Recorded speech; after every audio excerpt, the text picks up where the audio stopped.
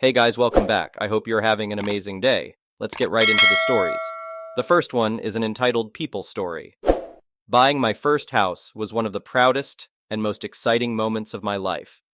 After years of scrimping and saving, I could finally afford a down payment on a modest little bungalow just outside the city limits. It wasn't anything fancy, but it was mine. The neighborhood was quiet, just how I liked it. My closest neighbor was an older lady who lived alone with her 3 cats. We'd exchange friendly waves as she puttered around her flower beds and I hauled groceries from my car. Beyond her house stood a vacant lot that sprawled over a couple acres. It had been empty for as long as I could remember. That all changed one sunny Saturday morning. I was sipping coffee on my front porch when a large moving truck lumbered down the street and halted beside the vacant lot. Curious, I wandered over to investigate. A tall, severe-looking woman with a short blonde bob emerged from a shiny new SUV.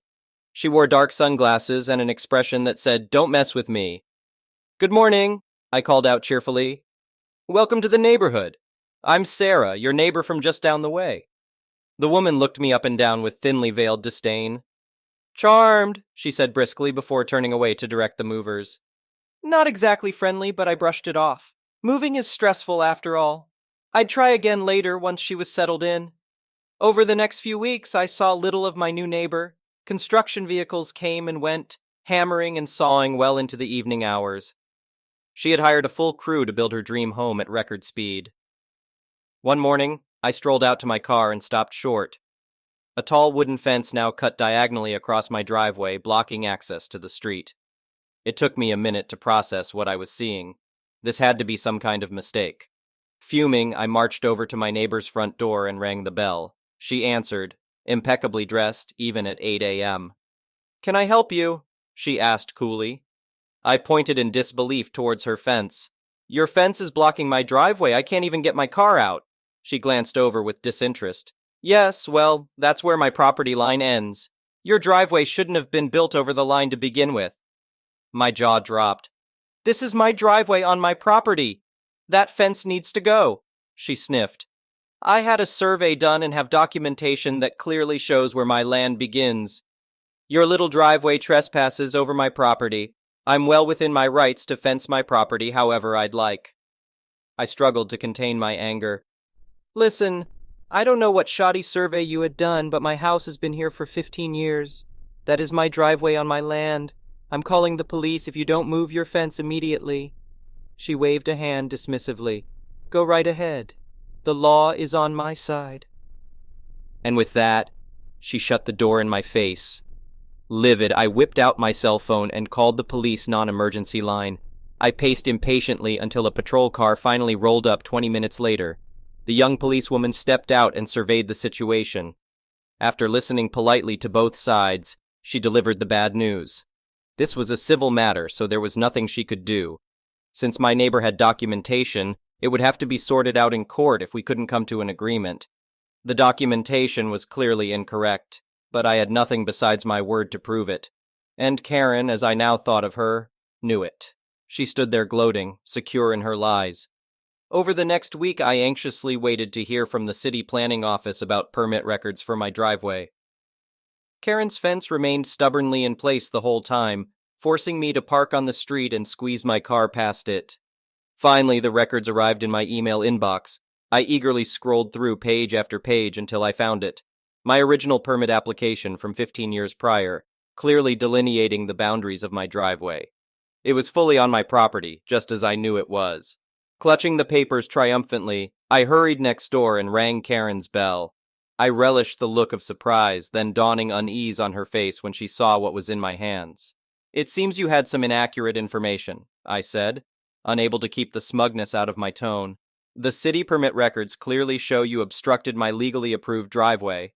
Karen scowled. "Well, my surveyor will certainly want to take a look at those. There must be some mistake." "Oh, I'm quite sure your surveyor made multiple mistakes if he told you this was your land," I replied. "Now you can deal with the fence yourself, or I will file an official complaint and then legally pursue damages for blocking my driveway." I could almost see the wheels turning in Karen's head as she weighed her options. With an irritated huff, she finally said, "Fine, I will move the fence to its correct position." She turned on her heel and marched inside without another word. Within 2 days, a construction crew arrived and tore down the misplaced sections of fence. My driveway was finally clear again. Karen avoided eye contact as she came outside to oversee the work being done. I simply sat on my porch and watched, offering an occasional cheerful wave in her direction. In the weeks that followed, I considered how to best protect myself should any future property disputes arise with Karen. A lawyer friend helped me file paperwork to establish my property boundaries on record down at City Hall. I also posted no trespassing signs facing Karen's home and installed video cameras looking out over my driveway and yard, just for a little extra security and peace of mind. After learning her lesson the hard way, it seemed Karen was going to be a more cooperative, considerate neighbor from then on. But I wasn't taking any chances. This was my home, my land, and my sanctuary. Now properly documented and protected, I could finally relax and enjoy it without having to constantly watch my back. Justice had been served. The next one is a pro-revenge story. Background. The subject of this story is my mother. For the sake of this story, I'll call her Amber. She's in her late 70s and works for a women's clothing store that caters specifically to older clientele. She's been working for this particular company for around 20 years now. The manager of the store is the absolute epitome of a Karen, so let's call her Karen. She's extremely entitled, has short hair, is chubby, cheats on her husband, and is a blatant backstabber. Because the store is staffed mostly by older women, cliques tend to form. It's basically high school. Yes, older women can be that petty. And naturally, Karen has her own cronies. During periods when no one is in the store, there also tends to be a ton of gossip, important for later. The assistant manager, let's call her Jackie, is also one of Karen's lackeys, and she has her head way up Karen's ass. If Karen does something, then Jackie isn't far behind, etc. Amber is a bit of a ball buster, and she has zero tolerance for garbage in her personal life. Over the years, she has tried to stay impartial when it comes to her work. However, because to her it's all about professionalism. She also has empathy, which is something that seems to be in short supply with these other women. It also helps that she has been the top seller for her district for some 10 years running, despite working part-time. Karen and Jackie absolutely hate her for it, so much so that Karen routinely schedules her for hours that are not especially good. Despite this, though, Amber still has her loyal clientele, and she always comes out on top against the other sales associates in total sales almost every quarter. As expected, this naturally feeds the horrible feedback loop with Karen and Jackie. When COVID hit, the company decided to cut all commissions for sales associates. The commission was one of the main reasons why Amber endured Karen and Jackie's bullcrap. While she only made slightly above the state's minimum wage, with the commission, she could double or even triple that amount on good days. According to her, no other retailer in the area offers this kind of system, and it's pretty unlikely that the company will reinstate it even after COVID ends. Along with the cut in wages, the store was also forced to decrease the number of hours that they could offer to their associates. Karen took this as a way to essentially bar Amber from working at the store. While other associates were getting 8, 10 hours a week, Amber would see maybe 6 if she was lucky, and they would be during times of low customer traffic. Karen could get away with this because the district manager is also in her pocket. Along with the reduced hours and the removal of commissions, the store naturally had a mandatory mask policy for all employees and customers. Karen and her lackeys would often idiot and moan about how unnecessary this was because, according to them, COVID is a hoax, and wearing masks makes you subservient to the government. There were a few incidents where Karen would let people without masks into the store, despite the state and company mandates. Amber refused to rock the boat, however, so when this would happen, she would go into the back of the store and stay as far away from these people as possible. During this period in time, a friend of the family and good friend of Amber's passed away due to complications from COVID. The funeral was set for a time when Amber was scheduled to work, so she called out that day. Karen and Jackie attacked Amber and the deceased, claiming that she must have caught the flu or been in bad health, and that Amber was feeding into the lie. Oh, how nice it must be to live such a privileged life. Not long after, a few of the store's loyal clients also passed away from COVID. And still Karen and Jackie, along with their groupies, maintain their narrative in the most vindictive way possible. Every time someone died, it must have been because of bad life choices or bad health. Never was it attributed to the global pandemic that was claiming thousands of lives a day, according to Karen and her groupies. And always, when Amber decided to go to the services or support the deceased in any way, she would hear snide remarks regarding how she was supporting a hoax. I guess sympathy is not really a thing for these people. Some of these customers were regulars who had been coming to that particular store for years, and still, none of the groupies would relent on these points. Recently, the COVID restrictions have started to lift, and many of the clientele and employees have gotten their vaccines. This includes submitting paperwork to show that you have indeed obtained a vaccine, or a note from a doctor explaining why you couldn't have one. Not Karen nor Jackie, though. To them, getting the vaccine would be like pumping poison into their veins. Instead, they decided to use fake COVID white cards with their information, effectively forging the documents. Amber, however, has suggested multiple times that they just get the vaccines because it is something that is mandated by the company. All employees must get vaccines when they are available, and given that almost all of the employees are above the age of 60, they have been eligible for the shots for months now. Recently, Amber had an emotional conversation directly with Karen where she expressed her concern for her. "I just want you and your family to be safe, so please get the vaccine." Karen responded with her normal snide attitude, of course. A few days later, however, Karen sent a text message mentioning that she had finally gotten the vaccine. She didn't. Amber replied that it was great and that she was happy for her. Karen just replied with a gif of some guy throwing up the middle finger. This was the beginning of the end for Amber. The incident. During one of her shifts, Amber overheard Karen and Jackie discussing how Amber was a moron and a sheep who bought the story about how Karen had taken the vaccine. During that same shift, Amber was working with a customer in the back, and some woman came into the store and stole a couple of items of clothing, probably totaling out to be $100 at most. Now it's company policy that during all shifts, there always be at least 2 employees in the store, and during this particular stretch of time, Jackie was the only other person in the store. According to the video cameras, Jackie was up in the front of the store playing with her phone when this woman came in. Normally, if someone steals items from the store, the protocol is to avoid confronting them and instead just call security after they've left the store. This is mainly to avoid lawsuits and to protect the employees should these people choose to get violent. It has happened in the past. That evening, Amber received a call from Karen telling her that she was on probation pending an investigation for allowing this woman to steal from the store. Given the company's policy regarding theft, this really made no sense. It was at this point that Amber truly decided she had had enough. Eventually, this probation led to Amber's dismissal, and the official reasoning was fairly vague. The revenge. One thing that I forgot to mention a few years ago, Amber asked me to teach her how to record things on her phone, and luckily we live in a single consent state. As such, Amber had recordings of these women backstabbing her and gossiping about rather scandalous things dating back for years. She had gathered quite the collection because you never know when you need to cover your own butt. Over the years, Amber has gone to HR to no real avail, even with her recordings. Whether it be because they are also in the pocket of Karen or that they just don't care remains to be seen. The HR department works directly under the district manager. Amber is also very good at keeping any paperwork and proof of these visits, including some recordings. She also recorded the call where she was fired. Amber has a ton of very loyal clients who were pretty distraught when they learned of her dismissal.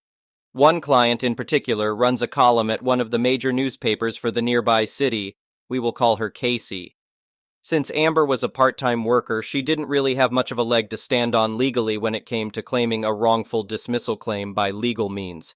However, that didn't mean that she didn't have any kind of recourse. She decided to attack the problem from multiple fronts.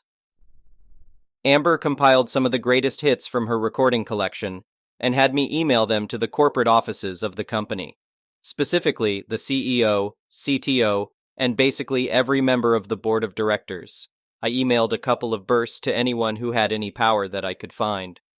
Along with those recordings, she wrote an email about how Karen, Jackie, and their group of sheep all refused to get vaccines and had falsified their vaccine documents to pass the company's standards.